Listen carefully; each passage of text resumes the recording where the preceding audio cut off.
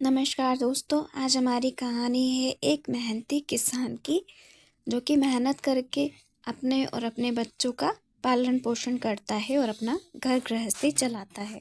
एक दिन एक साल बारिश ना होने के कारण वो सारा जो खेत होता है वह सब सूख जाते हैं और वह लाचार हो जाता है। तो वह सेठ के पास जाता है और सेठ से अपने लिए मदद मांगने के लिए उसके पास पहुंच जाता है।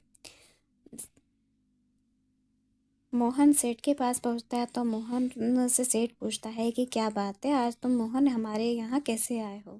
तब वह सारी व्यथा अपनी बता देता है कि हमारे खेत जो है बारिश ना होने के कारण उसमें कुछ भी नहीं हो पाया।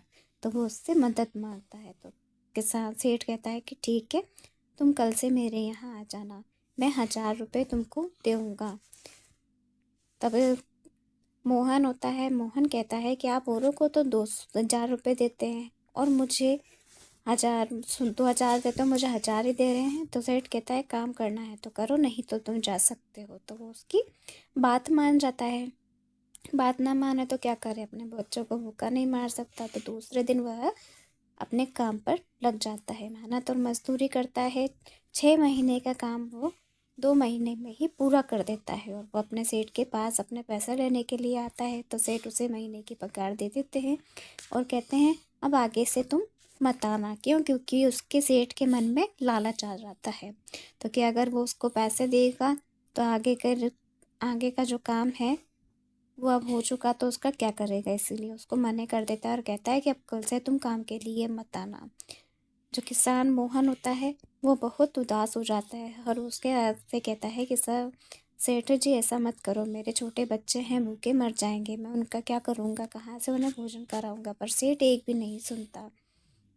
वो उसके आगे बहुत गिड़गिड़ाता है मोहन, पर सेठ ने उसकी एक न सुनी और उसको कहता है कि जाओ, तुम यहाँ से चले जाओ, मैं तुम्हारी कोई मदद नहीं कर सकता, कल से अब तुम काम पे मत आना। वह उदास होकर अपने घर को वापस लौट जाता है और सेठ के मन में लालच आ जाता है। तो अब उसका क्या कर सकता है। तो फिर अब वो अपनी पत्नी के पास जाता है। पत्नी आती है, उससे पूछती है कि क्या बात है, तुम इतने उदास क्यों हो। तब वह अपनी सारी व्यथा उसको कह सुनाता है कि सेठ ने मुझे काम पर आने से मना कर दिया। तब उसकी पत्नी उसे समझाती है और कहती है कि तुम कल वापस जाना और सेठ से मदद मांगना,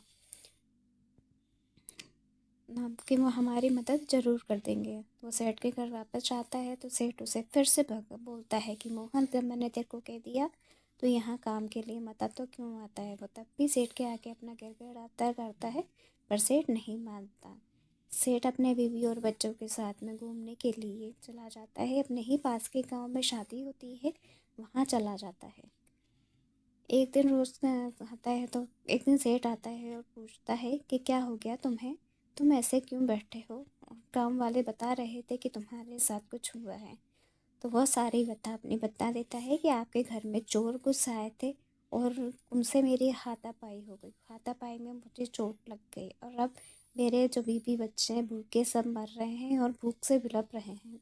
सेठ सारी व्यथा सुना देता है तो सेठ को अपनी गलती पर पछतावा होता है और वो उससे माफ़ी मांगता है और कहता है कि कल से तुम वापस अपने काम पर आ जाना।